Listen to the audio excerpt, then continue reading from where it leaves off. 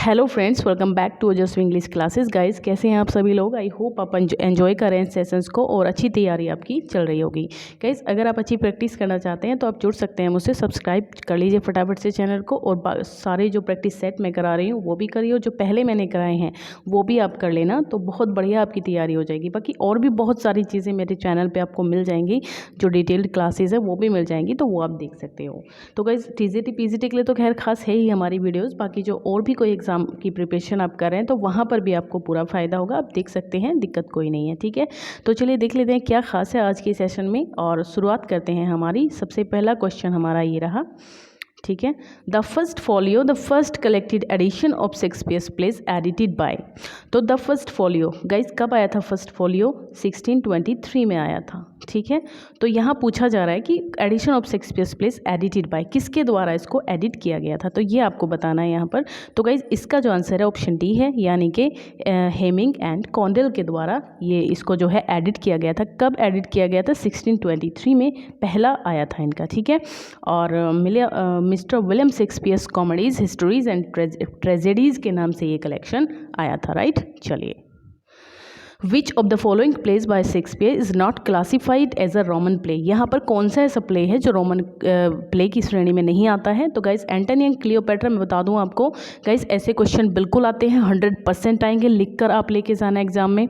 और ऐसे क्वेश्चन आते हैं, कहीं पे पूछा जाता है कि रोमांस की श्रेणी में कौन सा प्ले है, ट्रेजेडी की में कौन सा, ट्रेजी कॉमेडी में, चीज़ें यहाँ पे पूछी जाती हैं, और रोमांसिस में कौन सा आता है। तो बहुत सारी ऐसे क्वेश्चन यहाँ पर बनते हैं, तो बिल्कुल कौन सा प्ले शेक्सपियर का कौन सी कैटेगरी में आता है इसको आप पक्का करके जाइएगा, डेफिनेटली आपको एग्जाम में क्वेश्चन फंसेगा यहाँ से। ठीक है, तो which of the following, Roman place की बात हो रही है, तो Roman place Antony and Cleopatra, और ये आपका जूलियस सीजर और कोरियोलेनस, ये तीनों के तीनों जो हैं हमारे रोमांटिक प्लेस की श्रेणी में आते हैं। बाकी ये जो हेमलेट है ये हमारा आंसर हो जाएगा, ये हमारा रोमांटिक प्लेस की श्रेणी में नहीं आता है, ये ट्रेजेडी है। ठीक है, और क्या कहते हैं, और लार्ज जो होती है ना, काफ़ी जो बड़ी ट्रेजेडी है ना, तो जो होकम के नाम से है, हेमलेट, ओथेलो और किंग लियर और मैकबेथ, ये चार जो है बड़ी वाली श्रेणी में आती हैं।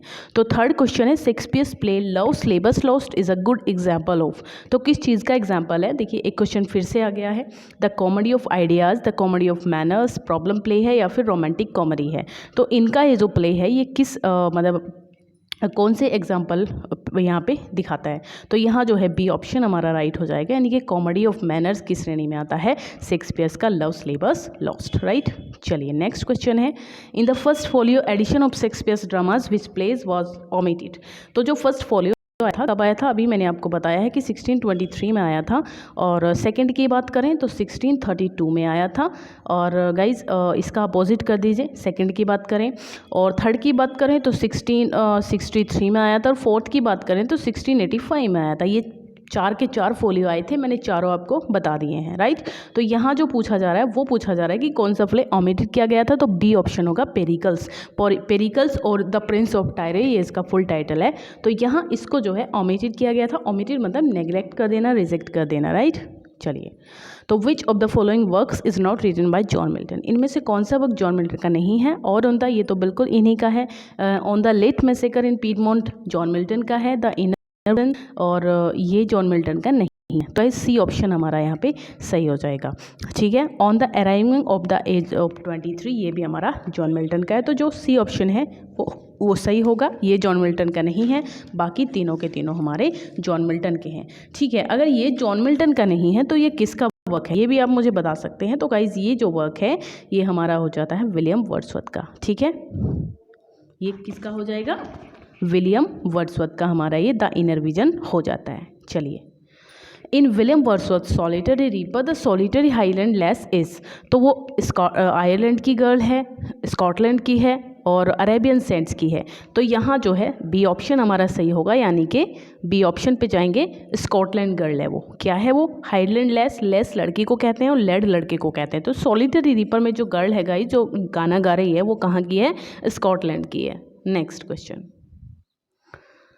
चलिए, which of the following work is not written by John Milton. John Milton कौन सा वर्क इसमें जो है जॉन मिल्टन के द्वारा नहीं लिखा गया है? तो ऑफ एजुकेशन जॉन मिल्टन का है, जो कि 1644 में आया था। एरोपेसिटी का भी 1644 में आया था। और ये जो है ऑन शेक्सपियर, ये आपका आया था 1630 में। और बाकी ये जो ये डी ऑप्शन है, ये हमारा हो जाता है किसका? ये वर्क है विलियम वर्ड्सवर्थ का। ये जॉन मिल्टन का बिल्कुल भी नहीं है, जो कि कब आया था? 1715 में आया था। ये आया था 1715 में। ठीक क्वेश्चन है, विच ऑफ द फॉलोइंग गाइज, बिल्कुल मैं हर क्वेश्चन में आपको फुल डिटेल देने की कोशिश करती हूँ, उसके बारे में पूरी जानकारी देने की कोशिश करती हूँ, ताकि पूरा फ़ायदा उठा पाएँ आप वीडियो का, और हर एक क्वेश्चन में कम से कम आपको 2-3 क्वेश्चन मिल जाएं। तो यही तरीका होता है बेहतर तैयारी का, कि हम हर क्वेश्चन में से 2-3 क्वेश्चन निकाल लें, जो कि मतलब ज़रूरी है। ज़रूरी जो जानकारी है वो मैं ज़रूर आपको देती हूँ। तो लाइक और शेयर बनता है, और डेफिनेटली गाइज लाइक और शेयर ज़रूर करिएगा, और अभी कर दीजिए, फिर आगे पढ़िएगा। ठीक है, चलिए नेक्स्ट क्वेश्चन क्या था हमारा? 1 सेकेंड। हाँ, Wordsworth the border comes under the category of. Wordsworth का जो ये जो बॉर्डर्स नाम का इनका जो वर्क है, ये किस कैटेगरी में आता है? क्या ये प्रोज ट्रेजेडी है, एपिक है, वर्स्ट ट्रेजेडी है, या फिर ऑड है? तो इसकी बात करें तो ये वर्स्ट ट्रेजेडी की श्रेणी में आता है। ठीक है, वर्स्ट ट्रेजेडी, ये ड्रामा है इनका। द बॉर्डर्स जो है गाइज इकलौता ड्रामा है वर्ड्सवर्थ का। Which of the following is not written by Charles Lamb. इनमें से कौन सा वर्क है जो चार्ल्स लैम्ब के द्वारा नहीं लिखा गया है? तो Liber Amoris, essays on man and manners, character of Shakespeare, या फिर रोजलिंड ग्रे। तो इनमें से कौन सा ये वर्क है जो इनके द्वारा नहीं लिखा गया? तो डी ऑप्शन लोग आएंगे, यानी कि रोजलिंड ग्रे। रोजलिंड ग्रे नाम का जो ये वर्क है गाइज, ये चार्ल्स लैम्ब के द्वारा नहीं लिखा गया था। और ये किसके द्वारा लिखा गया था फिर, अगर इनके द्वारा नहीं लिखा गया था? तो ये ली एंड हर्स्ट। ठीक है, Lee and Hurst, Rosamund grey.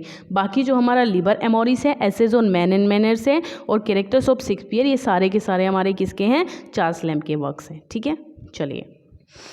Which English composer of the early 20th century got inspired by the essay Dream Children by Charles Lamb and produced a musical for it? 20th century का कौन सा ऐसा composer रहा है, English composer, जो ऐसे, ये जो ड्रीम चिल्ड्रन नाम का ऐसे था चार्ल्स लैम्ब का, इससे बहुत ज़्यादा इन्फ्लुएंस हुआ, और इसने इसके लिए एक म्यूजिकल भी प्रोड्यूस्ड किया? तो Michael Kennedy, Joseph Williams, sir Edward Elgar, या फिर जनरल गॉर्डन। तो यहाँ पर जो सी ऑप्शन है, सर एडगर एल्गर, यही इसका आंसर होगा। तो यही बहुत ज़्यादा प्रभावित हो गए थे, और इन्होंने ही जो है इसके लिए एक म्यूजिकल दिया था। राइट, चलिए। Who is known as the prince of English essayist. Guys please like कर दीजिए, अगर आप अभी तक आपने नहीं किया है, तब आगे बढ़िएगा। बहुत अच्छे क्वेश्चन है, डेफिनेटली आपको कहीं। ठीक है, तो who is known as the prince of English essayist, कौन जाना जाता है English essayist, prince of English essayist के नाम से? तो ये जो है गाइज फ्रांसिस बेकन तो नहीं है। फ्रांसिस बेकन तो फादर ऑफ इंग्लिश एसे के नाम से जाने जाते हैं, ये फादर हैं इंग्लिश एसे के। बाकी जो हमारा ये चार्ल्स लैम्ब है, सी ऑप्शन है, वो प्रिंस माने जाते हैं। ठीक है, और चलिए खैर और एक और बात कर लेते हैं। अगर फादर इंग्लिश एसे के फ्रांसिस बेकन है, तो एसे के कौन है? तो गाइज एसे के हैं मॉन्टेन, MONTAIGNE। तो ये बनता है Montaigne. Who is known as the, अच्छा ये तो हो गया है, the literary principle of paradox first grounded by. तो लिटरेरी प्रिंसिपल्स ऑफ पैराडॉक्स जो है वो सबसे पहले ग्राउंडेड किया गया, किसके द्वारा किया गया? तो ये आपको यहाँ पर बताना है मुझे। तो इसका आंसर गाइज ये क्या है? योर विंटर्स होगा। ठीक है, योर विंटर्स होगा। क्लिंथ ब्रुक्स है। क्या है इसका आंसर? तो हम जा रहे हैं कौन से ऑप्शन पे? डी, सॉरी डी नहीं, हाँ ये हो जाएगा हमारा ऑप्शन नंबर बी। ठीक है, क्लिंथ ब्रुक्स। जो क्लिंथ ब्रुक्स हैं वही जो है पैराडॉक्स को सबसे पहले उन्होंने फर्स्ट ग्राउंडेड किया था।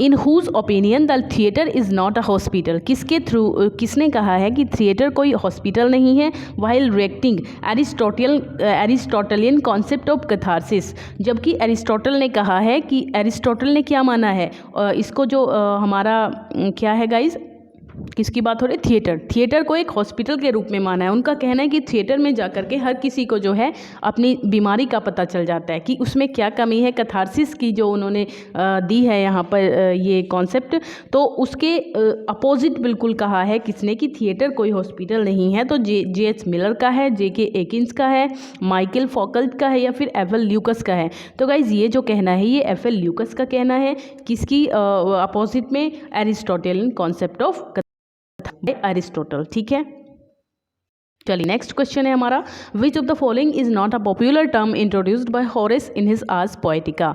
तो कौन सा ऐसा पॉपुलर टर्म इंट्रोड्यूस नहीं किया है हॉरेस ने अपनी आर्स पोएटिका में? इनमें से तो डियक्स एक्स मसीना, इन मीडियास रेस, एब ओरो या फिर एट पिक्चूरा। तो कौन सा इन्होंने नहीं दिया है ये आपको बताना है यहाँ पर। तो गाइज ये जो ए ऑप्शन है यानी कि डियक्स मशीना, ये इन्होंने नहीं दिया है, बाकी सारे के सारे इन्होंने ही दिए हैं। तो ये जो डियक्स मसीना है, आर्स पोएटिका या आर्ट ऑफ पोएट्री भी इसको कहते हैं, ठीक है, जो कि 9th BC में आई थी होरेस के द्वारा। तो पॉपुलर टर्म इन्होंने कौन कौन से दिए थे आर्स पोएटिका में? इन मीडियास रेस दिया था, एब ओरो दिया था और एट पिक्चूरा। ये तीनों जो यहाँ पे दिए हैं टर्म, ये इन्होंने अपनी आर्स पोएटिका में दिए हैं। ठीक है, इंपॉर्टेंट क्वेश्चन है बहुत ज़्यादा, इसको बिल्कुल इग्नोर मत कीजिएगा।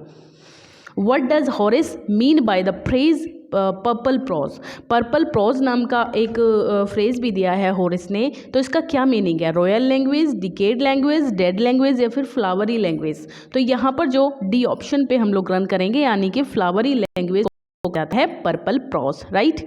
चलिए, which of the following sentences has a reflexive pronoun? आपको बताना है कि कौन से सेंटेंस में रिफ्लेक्सिव प्रोनाउन है। This book is mine, these are lame excuses. Lame excuses कैसे होते हैं गाइज? लंगड़े एक्सक्यूज आई थिंक। तो जैसे कहते हैं ना कि हम मतलब उल्टा सीधा, कोई भी हम सक्सेस नहीं हो रहे या फिर कुछ और हो रहा है तो हम उसमें क्या कहते हैं, हम उसमें कुछ बहाने बनाते हैं। तो कुछ ऐसे बहाने जो स्टैंड नहीं करते हैं, हम उनको केवल बनाते हैं बचाव के लिए, ताकि हमें कोई कुछ ना कहे, तो उन्हीं को कहते हैं लेम एक्सक्यूजेज, राइट। तो यहाँ पूछा है कि इसमें रिफ्लेक्सिव प्रोनाउन कौन सा है? सी हर सेल्फ साइड या he who is contented is rich. तो यहाँ आप किस ऑप्शन पे जाएंगे? तो सी ऑप्शन गाइज, सी हर सेल्फ।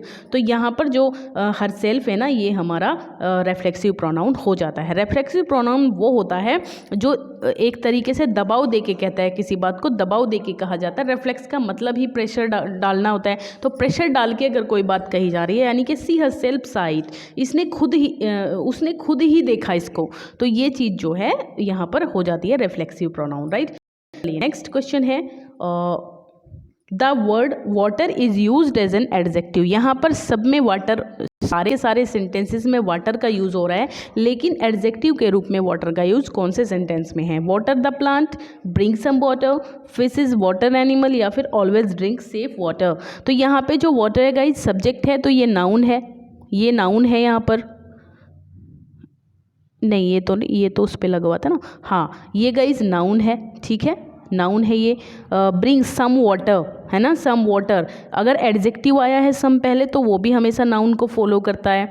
इसके बाद क्या आएगा? फिश इज़ वाटर एनिमल और सेफ वाटर। तो वाटर यहाँ पे जो है ये भी गाइज यहाँ पर नाउन है, तीनों के तीनों नाउन है। बाकी जो हमारा सी ऑप्शन है, फिश इज़ वाटर एनिमल, यही हमारा हो जाएगा, क्योंकि एनिमल से पहले वाटर आया। वाटर में रहने वाले एनिमल को वाटर एनिमल कहते हैं हम, ठीक है। When I reach home, my children will be playing। जब मैं घर पहुंचता हूं तो मेरे बच्चे खेल रहे होंगे। तो ये चीज़ कही गई है will be playing, खेलेंगे, ठीक है। My children will be playing। तो यहाँ आपको बताना है कि क्या बताना है इसमें? करेक्ट टेंस का यहाँ पे बताना है। सिंपल फ्यूचर है, फ्यूचर कॉन्टिन्यूअस, फ्यूचर परफेक्ट या फिर फ्यूचर परफेक्ट कॉन्टिन्यूअस। तो गाइज यहाँ पर फ्यूचर कॉन्टिन्यूअस है, सीधा फ्यूचर कॉन्टिन्यूअस है, क्योंकि कुछ भी यहाँ यूज़ हो रहा है, विल बी यूज़ हो रहा है और उसके साथ आईएनजी फॉर्म यूज़ हो रही है, तो ये डेफिनेटली कॉन्टिन्यूअस है। चलिए नेक्स्ट, करेक्टली मैच्ड करना है आपको कि कौन सा किससे मैच हो रहा है। तो आपको इसको मैच करना है गाइस। तो अपेंडेज का क्या हो जाएगा?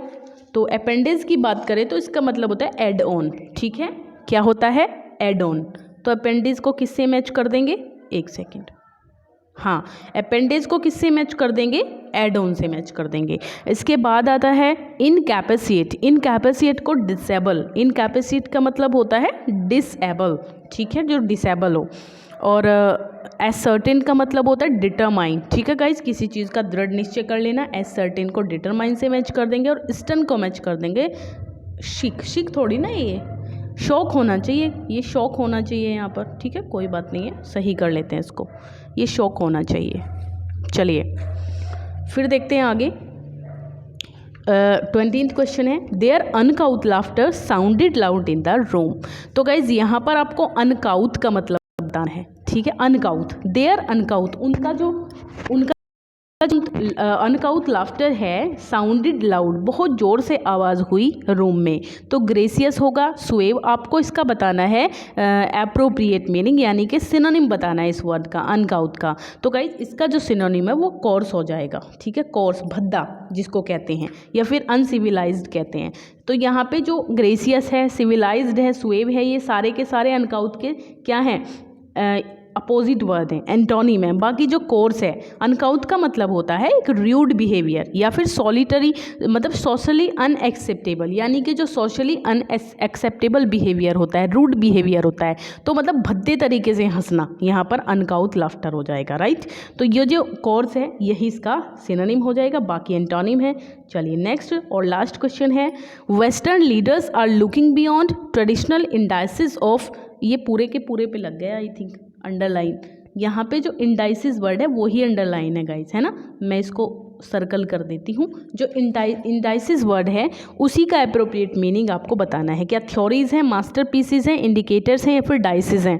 तो western leaders are looking beyond traditional indices of economic and social wellbeing and turning to ways of measuring national happiness. यहाँ आपको इसका मीनिंग देखिए गाइस, इंडाइसिस का मीनिंग होता है अपेंडिक्स, जिसको आप कहते हैं ना, एक तरीके से इंडेक्स कहते हैं, जिसको आप इंडेक्स कहते हैं ना, जहाँ पे सब्जेक्ट मतलब किसी भी चीज़ का नेम होता है या सब्जेक्ट होता है, एक तरीके से एक लिस्ट जहाँ पर कुछ चीज़ों का नाम लिखा हो, सब्जेक्ट का आपको लिखना है, जैसे इंडेक्स होता है, कॉपी में होता है ना इंडेक्स, तो उसी को कहते हैं इंडाइसिस। तो यहाँ पर इसका जो दूसरा होगा वो इंडिकेटर्स होगा, ठीक है, इंडिकेटर्स पे हम लोग जाएंगे, राइट। थ्योरीज आपको पता है, मास्टरपीसेस आपको पता है, डाइसिस आपको पता है, तो ये हो जाएगा इंडिकेटर्स, राइट। तो ये थे हमारे आज के क्वेश्चन गाइस, और नेक्स्ट वीडियो में फिर मिलेंगे, तब तक के लिए पढ़ते रहिए और शुभ शुभ जो है अपने दिन बिताइए, और शुभकामना के साथ जो है अपनी तैयारी कीजिए गाइस, और लाइक शेयर जरूर कर दीजिए। Thank you, bye bye, take care.